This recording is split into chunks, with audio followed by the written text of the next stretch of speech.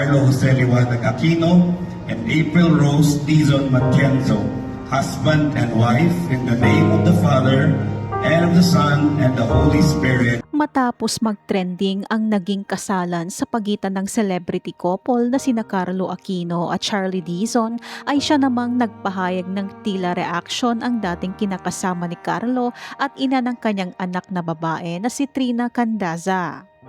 Sina Carlo at Charlie ay ikinasal sa isang private resort sa Silang Cavite.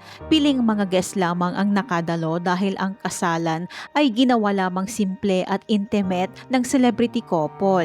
Tanging mga malalapit na kamag-anak lamang ang naroon at mga piling kaibigan sa showbiz. Ilang mga veteranang artista na nakasama ng aktor sa mga nagawang pelikula noon ay namataan rin sa nasabing pagdiriwang. Naroon sina Vilma Santos at Maricel Soriano na parehong tumayo bilang mga ninang ng bride and groom. Samantala, napili naman ni Charlie bilang maid of honor ang malapit na kaibigang si Sue Ramirez. Sina Bel Mariano at Kyla Estrada naman ay kabilang sa mga bridesmaids. Ang aktres naman na si Loisa Andalio ang siyang candle bearer at si Alice Joson ang may dala ng veil. Samantalang si Alexa Ilacad naman ang nagdala ng cord.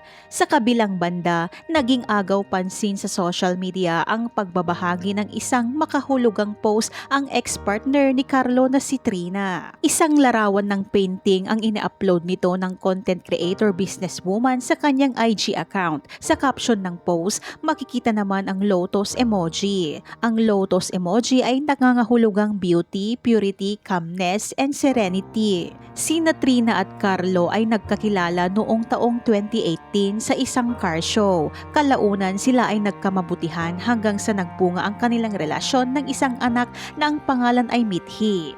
Matatandaan na matapos lamang ang isang taong pagsasama ni na Carlo at Trina ay naghiwalay na ang dalawa. Ang nasabing post ni Trina ay umantig sa mga netizens na nakasubaybay noon sa relasyon ni na Trina at Carlo. Kinaawaan at ayon sa ilang netizens ay ramdam nila umano ang pakiramdam ngayon ng ex ni Carlo.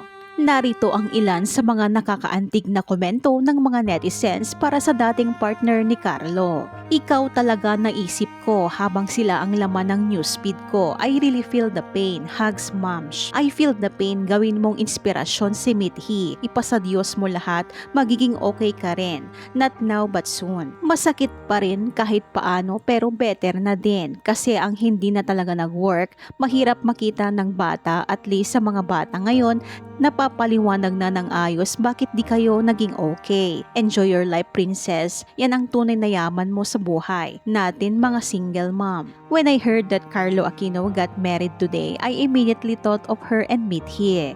Nasasaktan ako para sa kanya, feelings ko lang to. Yung nakita ko yung news about wedding ni Carlo at Charlie, siya agad naisip ko. Sabihin na natin matagal nang hiwalay pero di madali sa isang babae makalimot lalo na may anak sila. Ako yung nasaktan, keep strong Miss Trina. Trina, may ipapadala sa'yo si Lord na mas deserving sa pagmamahal mo at mamahalin ka niya ng totoo.